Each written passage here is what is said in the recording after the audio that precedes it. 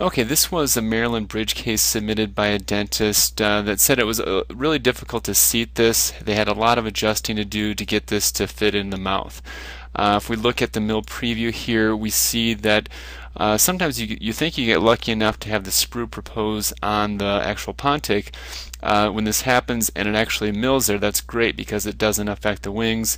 However, in this case, he was not so lucky, and the sprue ended up going right on the intaglio of the wing.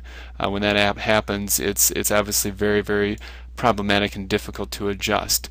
But what I really want to focus on in this video is really how to identify binding with Maryland bridges and how to adjust it. Okay, so we're in the mill preview here, and just like when we do normal crowns and restorations or anything that we want to check with the virtual fit checker, we want to do that with Maryland bridges as well. So let's go ahead and turn on display options, turn on our lower jaw. We want to make sure that our model box is off, and we'll rotate it underneath and take a look.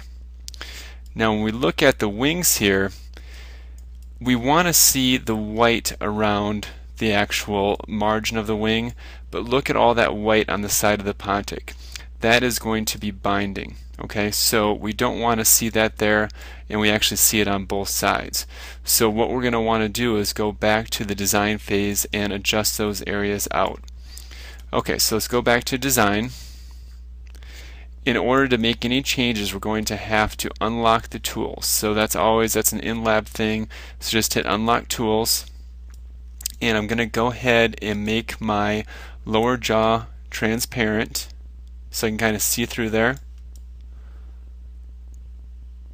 Alright, and now we see where that coloration is. Now normally you're going to say, well, that's contact with the adjacent tooth.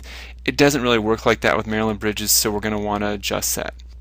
So we'll go ahead and double click on that center tooth. We're going to hit the form tool and just form that away. Okay?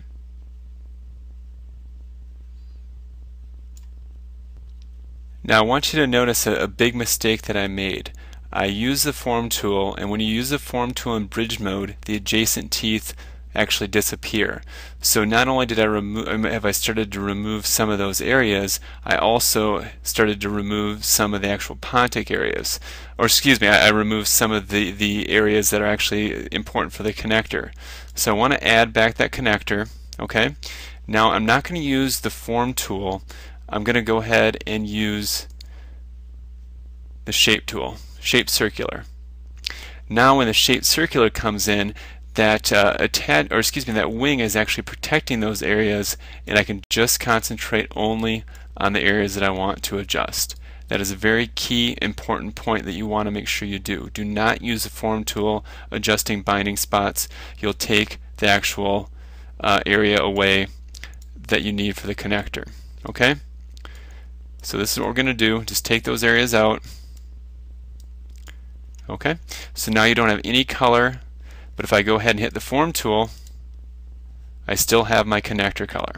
Okay, makes sense? So that's very important. So let's go back to the mill preview. We'll go ahead and check the internal again, display objects, lower jaw, and now you're looking much better. So that's going to take away all your binding there. I might even strengthen these connectors a little bit in the back just to make sure that I have some strength back there and they don't chip off during milling.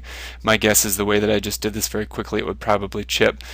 So be very careful of that, and that's going to help you tremendously on your binding. Okay?